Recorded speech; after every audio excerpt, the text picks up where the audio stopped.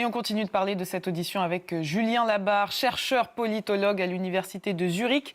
Bonsoir, merci d'être avec nous. Aujourd'hui, c'est donc Hillary Clinton qui est entendue. Elle n'est pas accusée d'avoir eu des liens directs avec Jeffrey Epstein, mais elle témoigne sur la relation qu'entretenait son mari avec le prédateur sexuel. Elle affirme n'avoir aucune information. Est-ce qu'on va s'attendre à des révélations aujourd'hui et demain ? Bonsoir. Franchement, moi, je m'attends absolument à aucune révélation sur le fond, parce que vous l'avez dit, Hillary Clinton a déjà répété à de nombreuses reprises qu'elle n'avait jamais rencontré Jeffrey Epstein et que, par ailleurs, cette version a été corroborée par des correspondances figurant dans les dossiers Epstein, puisque des emails de Jeffrey Epstein lui-même attestent du fait qu'il n'avait jamais rencontré Hillary Clinton et qu'il ne se sentait pas capable de lui demander un rendez-vous à l'époque à New York entre la secrétaire Hillary Clinton et Nicolas Sarkozy.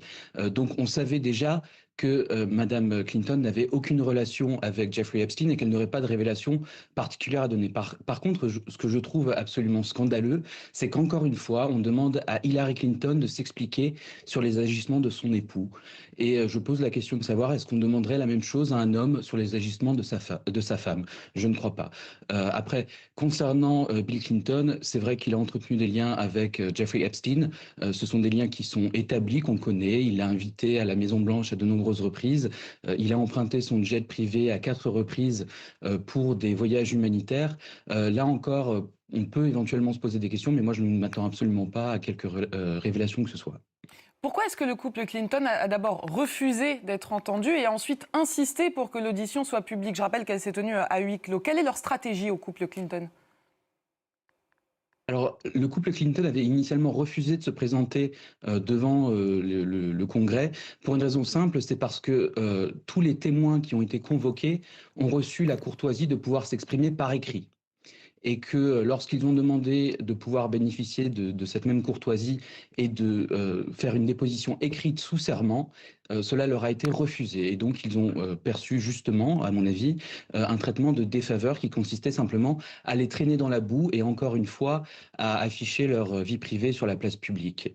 Voilà. Alors, depuis, ils ont changé d'avis. Ils ont demandé à ce que les auditions soient faites en public pour créer une forme de transparence qui, je pense, les honore.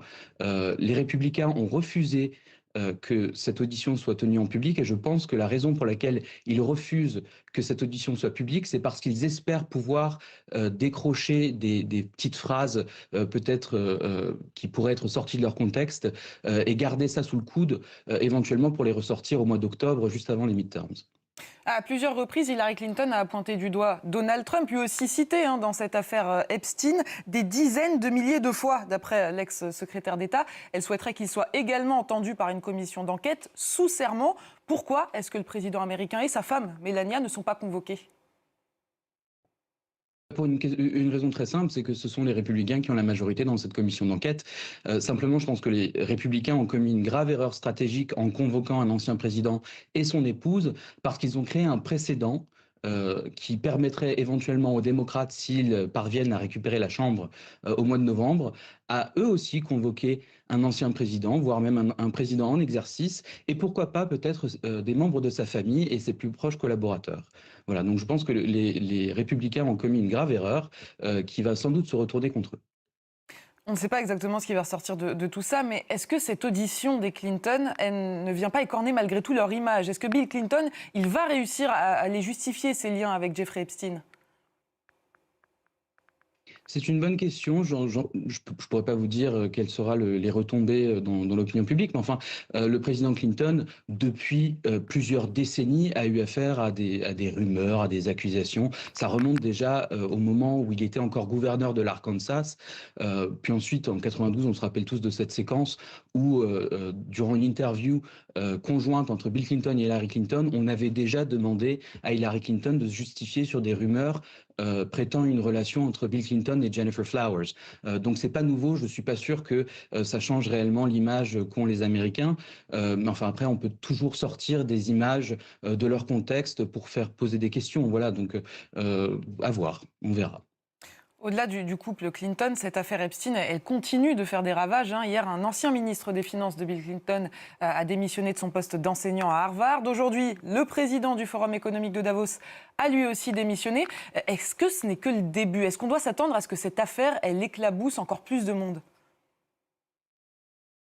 Ça dit une chose des relations qu'a pu entretenir Jeffrey Epstein avec les grands dignitaires de ce monde, c'est qu'il a eu les doigts vraiment un peu partout, et que on peine à trouver des endroits où on ne trouve pas la trace de Jeffrey Epstein.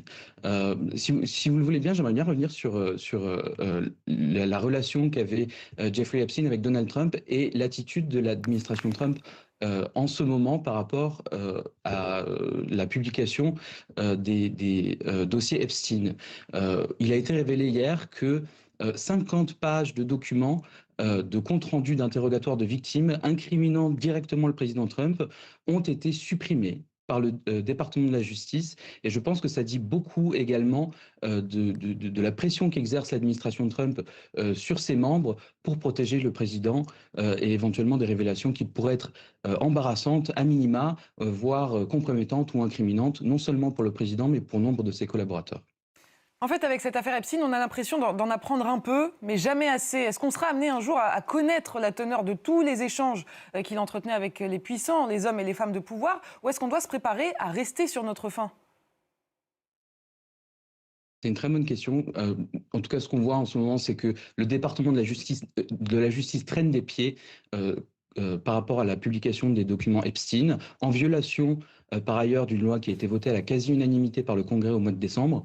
Donc on sait déjà que le département de la justice essaye d'étouffer plusieurs volets de cette affaire et de suspendre la publication de nombreux documents. Quand bien même ils sont publiés, ils sont largement caviardés. Donc forcément, il y aura une attente sur des informations qui seront retenues par le département de la justice, même si le département de la justice opérait en toute bonne foi. Par ailleurs, ça pose une autre question, c'est le fait que pendant des décennies maintenant, euh, au moins pendant 10, voire 10, 15 ans, la base du Parti républicain était biberonnée aux théories du complot. Et ce qu'on sait, c'est que les théories du complot se nourrissent également de l'absence d'informations. Donc, vous aurez toujours un appétit, une gourmandise pour plus d'informations, notamment auprès de la base républicaine, qui encore une fois a été biberonnée aux théories du complot par Donald Trump lui-même. Donc je suis tout à fait d'accord avec ce que vous dites. Je pense qu'on n'aura jamais assez d'informations. On pensera toujours qu'il y a quelque chose qui n'aura pas été révélé.